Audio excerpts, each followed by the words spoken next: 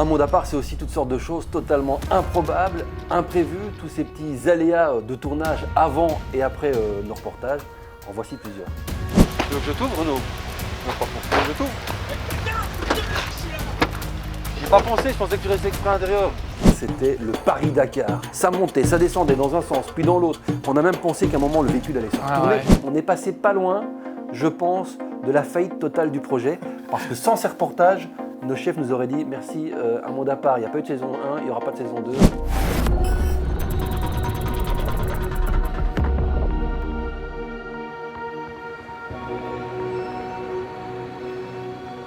Je ne peux pas commencer ce top des coulisses de la saison 1 d'un monde à part sans parler simplement du début de cette saison. On est en janvier 2021, il y a presque un an jour pour jour, et là on doit commencer à préparer nos tournages pour cette première saison. Mais il se fait qu'en janvier, le gouvernement annonce que les voyages, et en tout cas les voyages non essentiels, sont interdits. C'est plus possible de quitter les frontières de la Belgique. Ah, tout était fermé. Uniquement les voyages essentiels sont autorisés. Tout était fermé. Comment est-ce qu'on fait une émission d'évasion, de voyage, sans pouvoir voyager justement? C'était pas le meilleur moment pour commencer. Avec la hiérarchie, on s'est posé la question. Est-ce qu'on arrête? Est-ce qu'on continue? Est-ce qu'on attend encore avant de commencer ce projet? Et puis on s'est dit, finalement, l'aventure, l'évasion, les gens en ont besoin aussi. Et donc faisons tout ce qu'on peut pour quand même pouvoir réaliser ces reportages. Il se fait qu'on a vécu une année de folie. Avec le Covid, ça voulait dire des dossiers, des tests. On a fait quasiment une trentaine de tests Covid, on ne sentait plus nos narines. Que ce soit au Congo, on a dû en faire 7. Ce serait pour l'aventure Sea Shepherd, on a dû faire 5 tests. Et donc on a cumulé comme ça les tests Covid. Ça n'a pas été simple parce que ça demandait beaucoup de préparation, beaucoup de dossiers, des visas. Les États-Unis, il fallait toutes sortes d'autorisations pour pouvoir justement pénétrer sur le pays. Mais ça a rendu quelque part cette première saison particulière pour nous parce que le monde était encore plus à part. Parce que forcément, pas de touristes, forcément beaucoup moins de voyageurs, des aéroports parfois vides, parfois avec des personnages. On voyait beaucoup de Chinois qui étaient habillés en combinaison de cosmonautes. Tu as fait quelques photos de ça. Et quand on arrivait quelque part, que ce soit au Congo, aux États-Unis, les gens nous disent on n'a plus vu d'étrangers depuis 1 an et demi, depuis 1 an. Et donc, oui, c'est vrai qu'on était accueillis encore mieux. Alors toi, il y a des tests dont tu te souviens, dans cette trentaine de tests Covid qu'on a dû faire. Au Congo, on a fait 7 tests, rien que pour le reportage Congo, entre la Belgique, l'arrivée au Congo, le passage par le Rwanda, etc.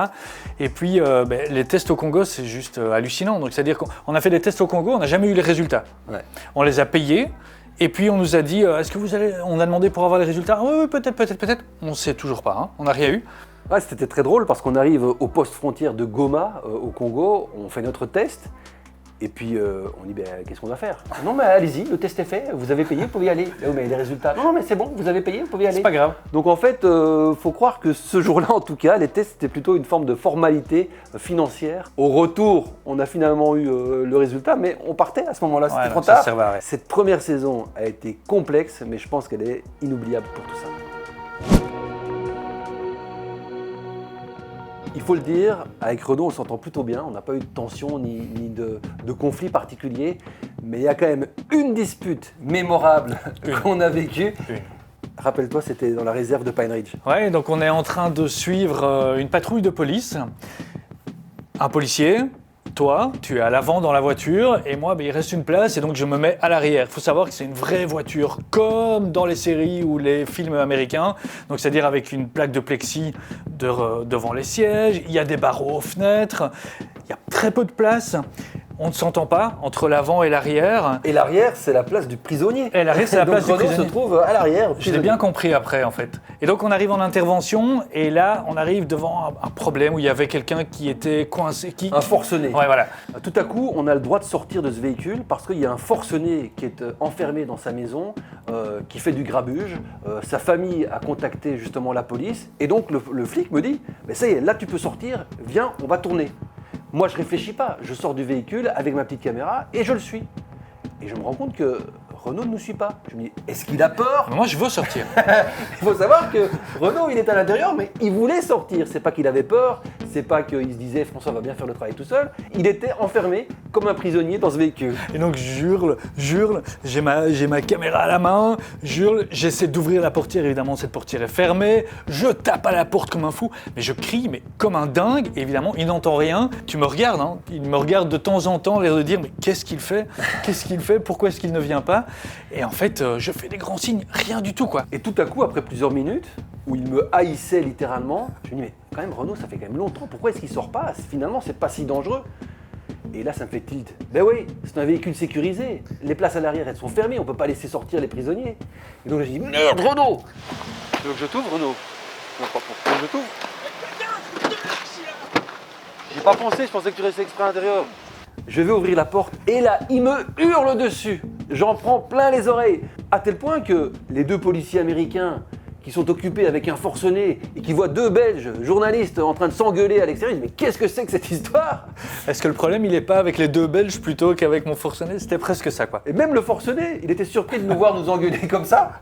Résultat des courses, on s'est vite calmé parce qu'il fallait quand même continuer le tournage. J'étais en liberté. J'étais Ça en va liberté. Et je pense qu'on a dû débriefer très longtemps le soir pour se mettre d'accord. Parce que tu croyais vraiment que j'avais fait exprès de t'enfermer à l'intérieur, Ouais, peut-être pour tourner tout seul, Ouais. ce qui n'était pas du tout mon intention. Non. Moi je demande pas mieux que tu sois là. Hein. Bah, j'y ai pas pensé Renaud. Aujourd'hui on en rigole, mais sur le moment, il faut quand même bien reconnaître que c'était un moment assez complexe. Ça va mieux depuis. Ça va mieux, Ça va mieux. Il faut savoir qu'un monde à part, c'est un binôme, c'est Renaud et moi. Et donc on n'est pas plus que ça, on n'est que deux, il n'y a pas de réalisateur, il n'y a pas toute l'équipe technique, on n'est qu'à deux. Et Renaud, c'est parfois mon chef, parce qu'il me dit fais ci, fais ça, il a des idées de réalisation. Je le fais parfois à contre-cœur, mais je lui fais confiance. Et notamment au Congo, où là, tu m'as pas ménagé. Non, mais ça m'amuse de le piéger en fait aussi de temps en temps. Et donc ici on se retrouvait dans un réfectoire, Ouais. voilà, où tous les rangers allaient manger. Alors c'était de la nourriture qui n'était pas de la nourriture occidentale, c'était vraiment de la nourriture congolaise. Et donc c'était déjà assez spécial, hein, t'as pas l'habitude. Ben, moi j'adore la nourriture congolaise. Le T'as pas problème c'est l'habitude. que j'ai pas l'habitude de manger avec mes mains. Je sais pas comment m'y prendre, j'étais un peu gêné. Et donc là, j'ai vu qu'ils se servaient, et puis quand ils arrivaient à table, ils mangeaient tous avec leurs mains. Il y avait bien quelques couverts sur le côté, que j'ai fait semblant de ne pas voir. Et puis je lui ai dit, non, mais toi, tu vas aller avec eux, et tu vas manger avec tes mains, c'est obligatoire, tout le monde mange comme ça. Ouais, mais tu m'as dit, il y a quand même quelques couverts là. Non, obligé. Ce qui n'était pas une obligation, mais bon, ça m'amusait vraiment de le voir se débrouiller avec ses mains. Ça n'a pas été simple. Bah, j'ai essayé quelques minutes, mais ils se sont vite aussi moqués de moi, de ma manière de manger, j'y arrivais pas. Et donc, Il y en avait partout. Hein. toi tu riais bien derrière ton objectif, mais au bout de quelques minutes, on dit, cette séquence est inutilisable, je suis un vrai cochon. Et donc on a décidé de passer à la méthode traditionnelle des couverts, mais je vais m'entraîner pour la prochaine fois. Parfois, ça se passe pas comme on veut. Il faut savoir qu'en Amérique du Sud, que ce soit le Brésil, la Bolivie et la Colombie où on était, eh bien on ne peut pas tout organiser à l'avance, on ne peut pas faire des mails, avoir des réponses. Beaucoup de choses se font sur place lorsqu'on rencontre les gens. Et là, en particulier en Colombie, on devait faire un reportage sur les forces spéciales d'intervention. On avait donc rendez-vous avec les élites de la police nationale.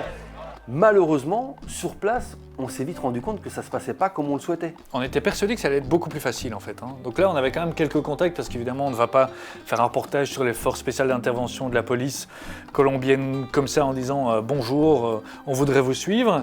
Mais voilà, en fait, on est arrivé sur place, puis il avait fallu voir le chef, et puis le petit chef, et puis le sous-chef, et puis le grand chef, et puis il y a toujours un chef au-dessus. Et ça a duré 2 Ça a jours. duré facilement 2 jours parce que pendant 2 jours, on était trimballés d'une salle de séminaire à une salle de séminaire pour voir des présentations PowerPoint avec les statistiques de la police nationale et moi je devenais fou. Au début, ça va. Alors au début on se dit voilà, les premières heures on se dit voilà, ça fait partie du protocole, il faut leur faire plaisir, on prend des notes. Mais au bout du 2e jour, je me dis mais je deviens fou, j'aurai jamais mon reportage en immersion, un monde à part. C'est du reportage de terrain, c'est de l'immersion. Puis on voulait voir les policiers et pas les chefs ni des On veut de PowerPoint l'action. devant des bureaux. Quoi. On veut de l'action. Et là, il a fallu vraiment prendre le taureau par les cornes. J'ai pris le premier grand chef que j'ai pu avoir sous la main. Je lui ai dit, écoutez, maintenant c'est terminé, on arrête avec tout ça, on a pris des notes, c'est très bien, mais on a besoin d'action.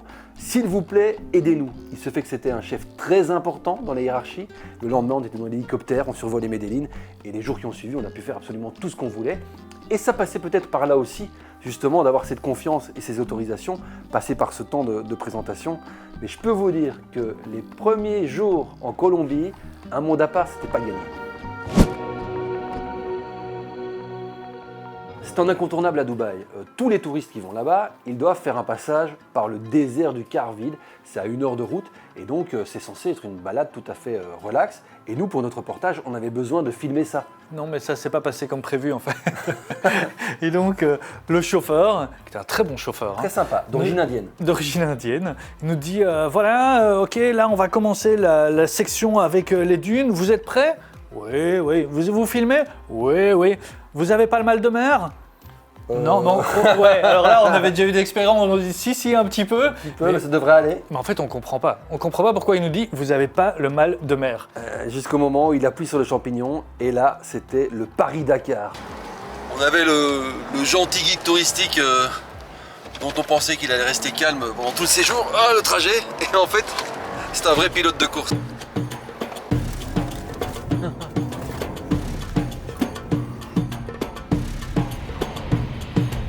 Il avait eu une envie de nous montrer ses compétences de pilote. Nous, on était en train de tourner et il s'est commencé à faire une vraie course dans le désert. Ça montait, ça descendait dans un sens, puis dans l'autre. On a même pensé qu'à un moment, le véhicule allait se retourner. Ouais. Il devenait complètement fou pour nous montrer justement Impossible ses de filmer. compétences. On était bousculés d'un côté à l'autre. On a compris pourquoi l'histoire du mal de mer. Parce qu'évidemment, on a l'impression d'être sur des vagues et que ça monte et que ça descend. Et donc, c'est vrai qu'il a fallu s'accrocher. C'était génial. Lui, ça lui a fait bien rire, mais sachez que si vous allez à Dubaï et que vous décidez de faire cette balade dans le désert, c'est pas une balade de plaisance, c'est vraiment sportif, donc accrochez-vous. Mais il faut demander pour y aller à fond. Ouais, selon vos goûts en fait. Un monde à part, ce sont beaucoup de rencontres, beaucoup de personnes qu'on va visiter et on doit s'adapter à toutes les cultures et puis à toutes les situations. Ouais. Et parfois, il y a des moments imprévus. Lorsqu'on a pu nous rendre dans une famille de Pine Ridge, et justement ces gens nous ont accueillis avec beaucoup de gentillesse et aussi de confiance, parce qu'il faut savoir qu'à Pine Ridge, ils ne sont pas toujours très à l'aise avec des blancs qui viennent dans leur réserve. Ils ont peur, hein. Ils ont peur. Et là, on est en train de faire l'interview de cette maman dans cette maison de Pine Ridge. Et puis il y a un cousin qui arrive. Hello, sir.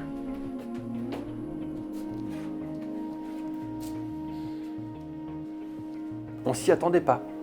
Et il arrive avec des dizaines de petits tableaux artisanaux de ses peintures personnelles. Alors on ne l'a pas mis dans le reportage parce que ça ne se prêtait pas trop, mais tout à coup il interrompt l'interview, il dit venez voir mes tableaux. Et là je me dis c'est peut-être l'opportunité d'avoir justement un témoignage supplémentaire. Et je lui pose une question et là je me rends compte qu'il était assez agressif, qu'il n'avait aucune intention de nous parler ou bien de nous rencontrer ou même d'échanger avec nous quelques mots. What is it? This is the crazy horse? No, are you interested in one? What? Are you interested in painting? I don't know. I'm looking now. I'm curious. Yeah, well, look through them and let me know which one you like. Tout ce qu'il voulait, c'était vendre ses tableaux. Il y avait des blancs qui étaient là, qui avaient de l'argent, et donc il devait acheter ces tableaux. Et on a bien compris assez rapidement que c'était une condition sine qua non si on voulait poursuivre l'interview. Et il faut savoir que ces tableaux, aussi jolis soient-ils, ils étaient particulièrement chers. Ils nous demandaient des sommes extravagantes pour ces tableaux. Des centaines d'euros, hein. Et ce qui était très très très rigolo, c'est que autant il demandait une somme importante pour son petit tableau, autant il n'a pas tellement négocié. Quand on a proposé un prix, Non. $40 je pense, eh bien il a accepté directement. How much can you go then? I would give you 40 for this one. Okay. It's okay for you? Yeah. Okay. Il était tout de suite beaucoup plus relax et on a pu poursuivre l'interview. Malheureusement, ce tableau, on l'a perdu en route. Malheureusement. On ne sait pas où il est. Ah, non. Il y a sans doute un Américain blanc du Nebraska qui a aujourd'hui un tableau comme celui-là sur sa cheminée.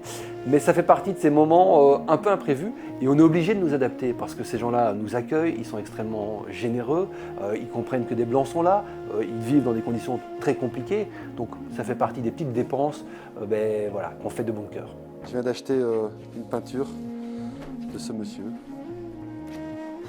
$40.